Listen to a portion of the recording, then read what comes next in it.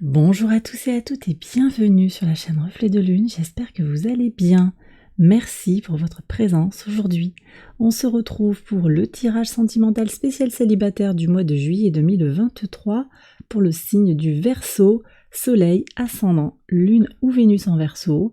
Je m'appuie sur des éléments de la guidance générale du mois de juillet et je vais approfondir avec des tarots et des oracles.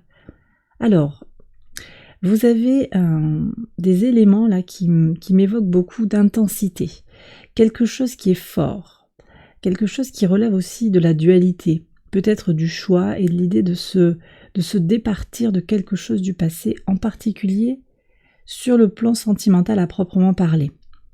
Vous avez la carte des amoureux. Alors, la carte des amoureux, elle vient parler effectivement de l'amour, mais elle vient aussi parler du choix. Elle vient parler de la dualité en soi, de la décision peut-être de se libérer de quelque chose, de prendre un chemin ou un autre. Il y a un choix à réaliser, un choix peut-être en connaissance de cause. On a les énergies des Gémeaux, donc la pensée concrète, réfléchir concrètement sur un problème, prendre une décision objective, peut-être par rapport à une situation qui vous pose question actuellement.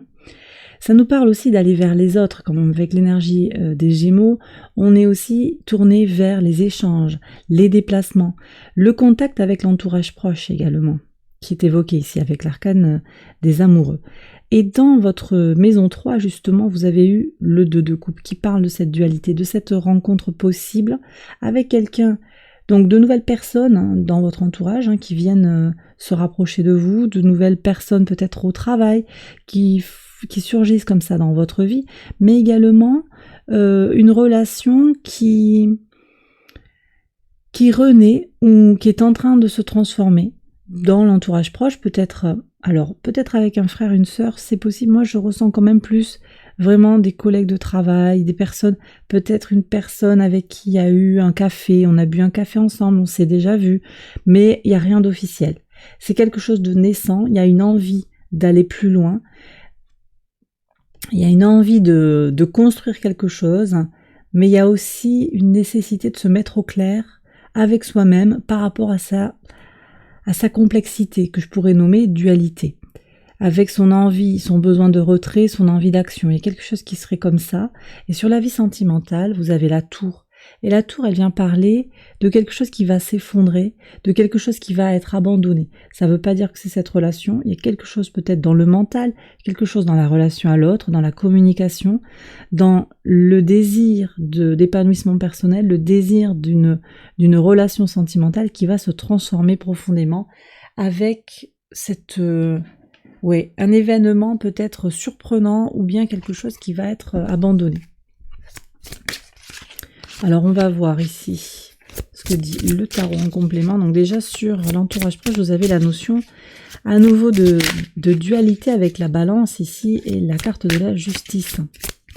Donc il y a quand même un équilibre retrouvé, je trouve moi, là, qui est très intéressant par rapport à l'entourage proche. Il y a quelque chose qui s'apaise ou qui s'équilibre, ou en tout cas une recherche comme ça d'équité, de sérénité aussi, d'harmonie. Donc ça c'est positif parce que je vois que vous entretenez des relations apaisées avec l'entourage proche. Sur la vie sentimentale, il y a un mouvement. Il y a un mouvement qui se fait sur le plan du mental et Mars transite en Vierge le 10 juillet. Donc va prendre une couleur un petit peu plus avec de l'énergie pour réfléchir, planifier, aller regarder dans le détail, peut-être regarder les choses comme elles sont pour ce qu'elles sont dans une relation sentimentale ou dans votre vie sentimentale globalement. On en a parlé, j'en ai parlé dans pas mal de vidéos. Vénus aussi qui rétrograde à partir du 23 juillet, ça ouvre en Lion, donc en maison 5 par analogie, mais il faut voir par rapport à votre thème natal dans quelle maison cette rétrogradation de Vénus a lieu. En tout cas, ça ouvre une période d'introspection qui se joue dans un secteur de vie qui a déjà été concerné à peu près en 2015 et encore avant en 2007, de façon assez cyclique. Une période d'introspection qui se joue de façon très apaisée, très calme et en profondeur.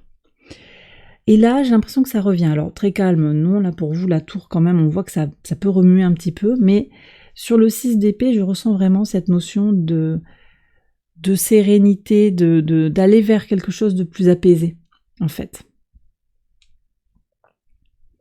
Donc, il y a cet apaisement, peut-être, du mental, parce qu'on va aller voir les choses autrement, laisser son passé de côté pour avancer vers sa destinée.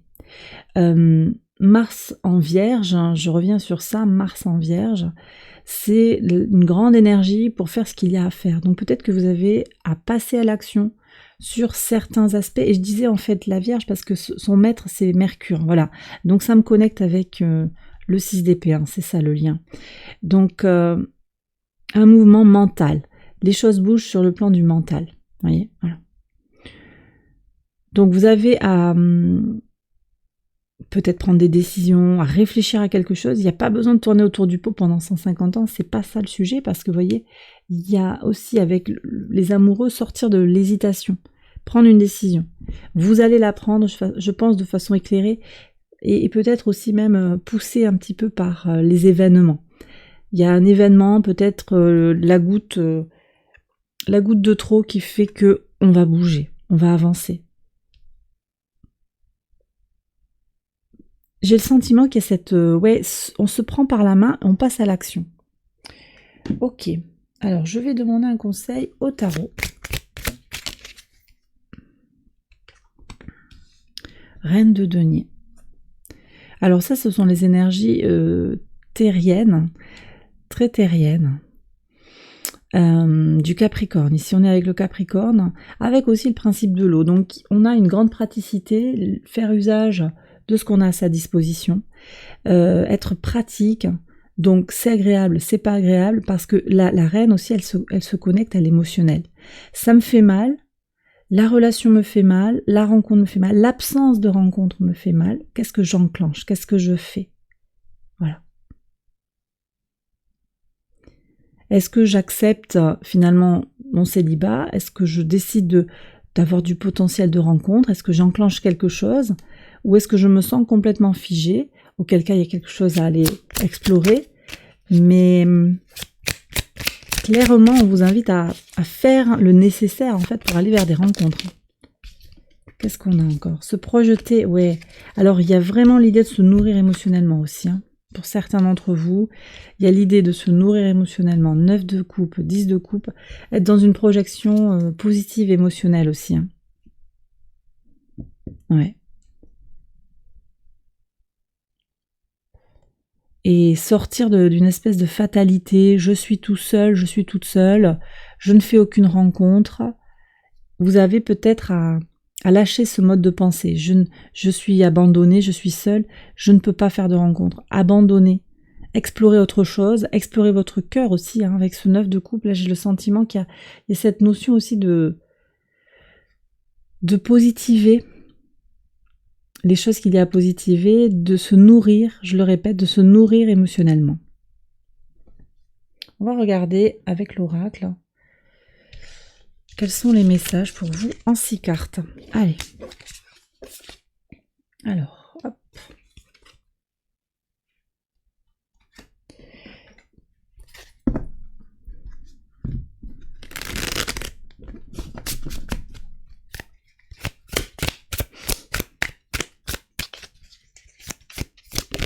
Je pense qu'il y a certaines personnes, c'est pas pour tout le monde, mais là on me dit qu'il y a des personnes qui sont vraiment, qui se sentent bloquées dans une espèce de fatalité, comme si on leur avait dit mais tu ne rencontreras personne. Ils se sont tellement mentalisés dans l'idée qu'il n'y avait pas de rencontre pour eux.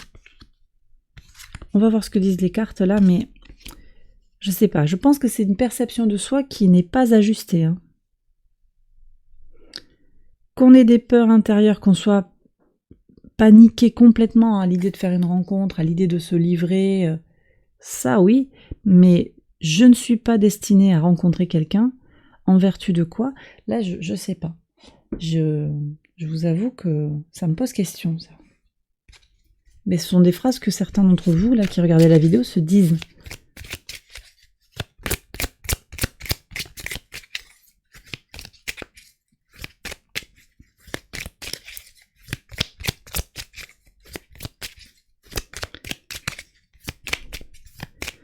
Alors, on continue avec les amours de Marlo.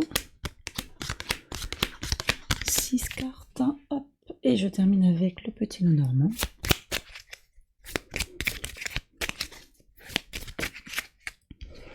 Bon, il y a de l'abondance. Hein. Il y a de l'abondance, mais je pense qu'il faut aussi aller la couver. Il faut la nourrir, cette abondance, en fait. Vous voyez le soleil, passage à l'action. Bon, on va voir.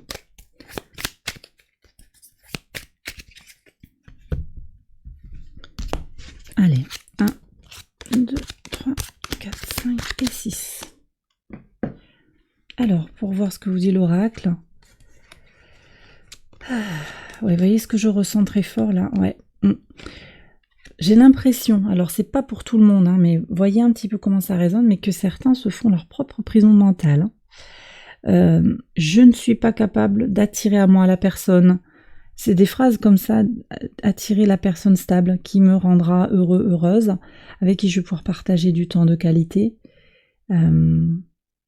C'est comme si, en tout cas par le passé, vous aviez été complètement dans une démarche figée. Alors par contre, vous avez eu dans le tirage, je vous disais quand même ça bouge, hein, il y avait ce 2 là qui est le 2 de coupe, qui est la rencontre, mais il y a quand même de l'intensité, des décisions qui peuvent être prises. C'est comme si vous étiez maître en fait un petit peu du jeu, vous avez à prendre des choses, prendre des décisions, la tour aussi qui appelle ce mouvement vers l'avant. Et là on voit qu'il y a quand même aussi, en même temps que ce sentiment d'être bloqué par la vie, une profonde transformation qui a eu lieu. Alors je pense que c'est concomitant, c'est assez étrange, mais c'est à la fois ce sentiment que oui, il y a du possible pour sortir de ça. Peut-être c'est que vous n'aviez pas les clés. Vous n'aviez pas les clés, mais il y a un cadeau. Vous vous êtes fait le cadeau de vous projeter intérieurement, même si à l'extérieur de vous, vous vous êtes senti complètement bloqué. Ça peut être aussi une relation qui vous a entravé, hein, avec assez peu de sentiments finalement, peu d'empathie, peu d'émotion, et la sensation d'être coincé dans une relation qui ne nous convient pas. On est de toute façon entravé, loin de sa liberté intérieure. Mais intérieurement, il y a quand même eu un cheminement d'élévation, un cheminement où on s'est fait la promesse de bouger favorablement. Ah ouais. Alors là, ça me parle d'un endroit où il y a des collines. Bon, ça peut être même en ville en fait, un endroit où il y a une montagne, enfin une colline dans la ville, où on vous a fait une déclaration là où ça va arriver, c'est en train de se passer, qui vous donne beaucoup de...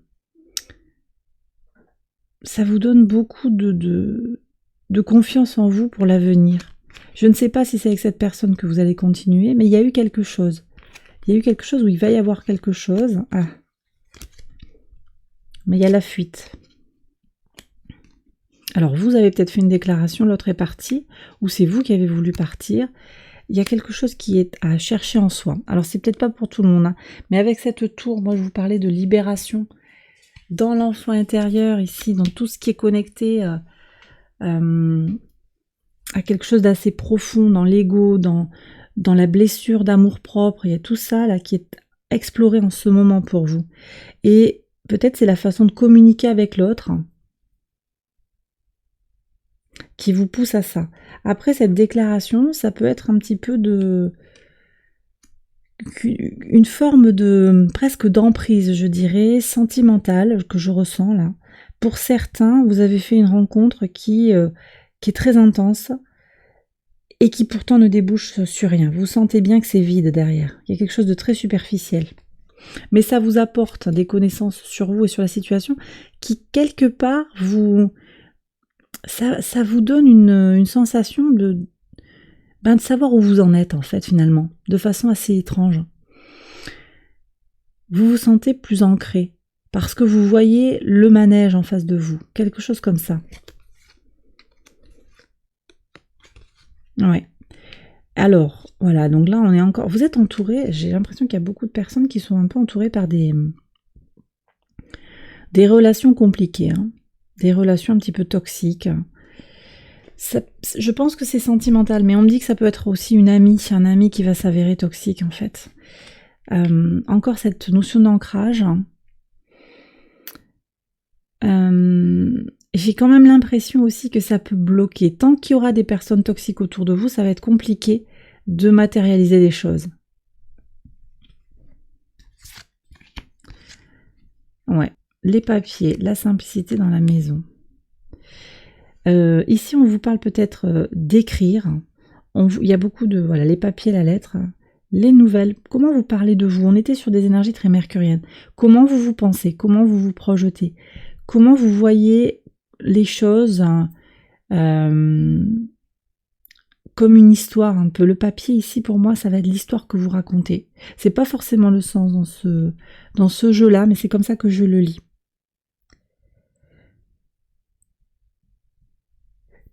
J'ai l'impression que dans l'avenir, là, vous allez percevoir les choses de façon beaucoup plus simple en vous centrant sur vos besoins. Et en reconnaissant comment à chaque fois que vous faites des rencontres où la personne n'est pas alignée, où la personne manque de confiance en elle, où elle commence à avoir des comportements toxiques, vous perdez un petit peu de votre ancrage.